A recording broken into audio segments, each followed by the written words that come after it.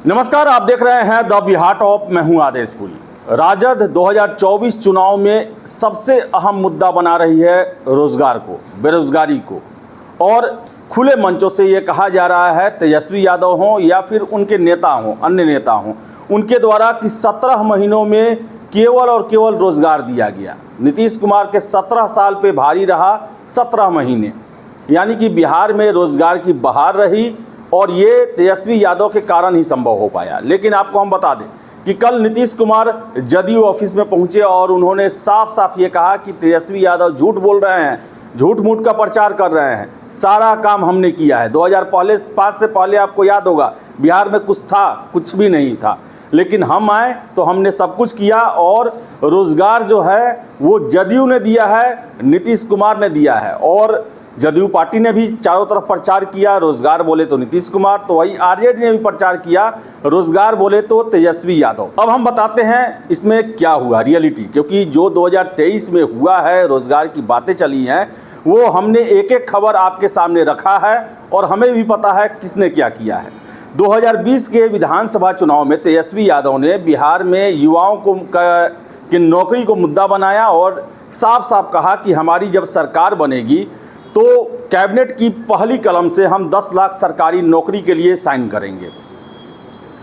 जदयू और बीजेपी के द्वारा भी घोषणा किया गया कि हम 19 लाख रोजगार देंगे। लेकिन देखा जाए तो सरकार बनने के लगभग 2 साल तक रोजगार के क्षेत्र में कोई भी महत्वपूर्ण कार्य नहीं हुआ। एनडीए सरकार में तो नहीं हुआ।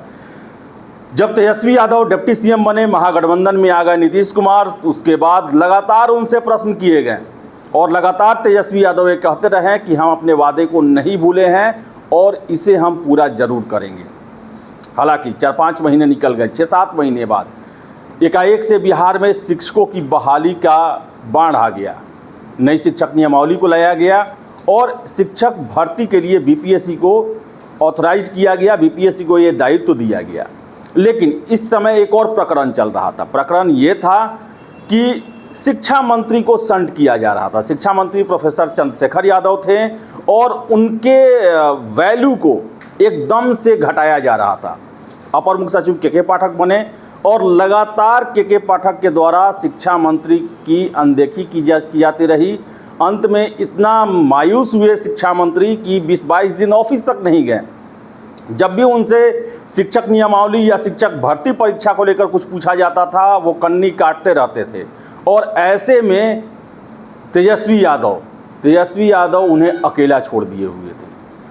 देखा जाए तो पिछले साल जो भी शिक्षक बहाली हुआ उसमें सारा का सारा जो श्रेय जो है वो के पाठक बीपीएससी के ऊपर रहा, क्योंकि यही दोनों संस्थाएं मिलकर जो है शिक्षक बहाली कराई।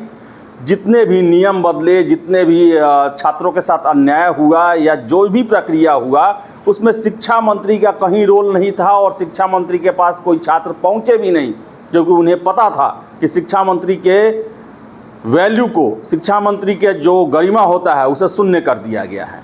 और बता दें कि ऐसे मुश्किल वक्त में तेजस्वी यादव को अपने शिक्षा मंत्री के साथ खड़ा होना चाहिए था, लेकिन वो खड़ा नहीं रहे। कई बार कहा जाता है, जो सूत्रों से जानकारी निकली, कि शिक्षा मंत्री की फटकार भी लगी, उनको हटा भी दिया गया अंततः। तो कहा जाए तो शिक्षा विभाग में इतना बड़ा बहाली हुआ, लेकिन आरजेडी कोटे से जो शिक्षा मंत्री थे उनके ही महत्व को हटा दिया गया और सारा क्रेडिट जो है, सारा बहाली कराने का जो जिम्मेदारी जो है वो के पाठक के हाथों में रहा या फिर बीपीएससी के हाथों में रहा। तो ऐसे में नीतीश कुमार का यह कहना स्वाभाविक है कि सारा तो कराया हमने। लेकिन तेजस्वी यादव के आने से पहले इन रोजगारों की कोई चर्चा नहीं थी, कोई इस पर बात भी नहीं करता था। तेजस्वी यादव जब बने तभी उन्होंने लगातार कहना शुरू किया, हर एक मंच से बोलना शुरू किया कि हम बहुत बड़ी बहाली देंगे, बहाली होगा। नीतीश कुमार को भी अंत में बोलना पड़ा। 15 अगस्त 2022 आपको याद होगा, मंच से उन्होंने कहा था कि 10 लाख सरकारी नौकरी और 10 लाख रोजगार हम देंगे। उससे पहले वो बोलने से कतराते रहते थे। 2020 के विधानसभा में ही आपको याद होगा, चुनाव के समय में, कि नीतीश कुमार ये कहते थे इतना नौकरी के लिए पैसा कहाँ से आएगा। तो बता दें कि तेजस्वी यादव की प्रमुख भूमिका रही कि वो बहाली निकलवाएं, लेकिन बहाली को पूरा करने का, बहाली की क्या शर्तें रहेंगी, बहाली किस तरह पूरा होगा, कितने सीटों की संख्या होगा, कैसे कैसे ये करना है, ये सारा दारोमदार के पाठक और बीपीएससी के हवाले रहा और इनडायरेक्टली रूप से देखा जाए तो नीतीश कुमार के हाथों में रहा। तो ऐसे में दोनों लोगों ने ये बहालियां करवाई हैं, एक आदमी श्रेय नहीं ले सकता है। इसके अलावा अगर बात करें हम तो शिक्षा विभाग को अगर छोड़ दिया जाए तो किसी विभाग में बड़ी बहाली निकली जरूर, लेकिन पूरा नहीं हो पाई। पेपर लीक के हत्थे चढ़ गया वो 21,391 सिपाहियों का बहाली निकला तो महागठबंधन की सरकार में, लेकिन पूरा नहीं हो पाया।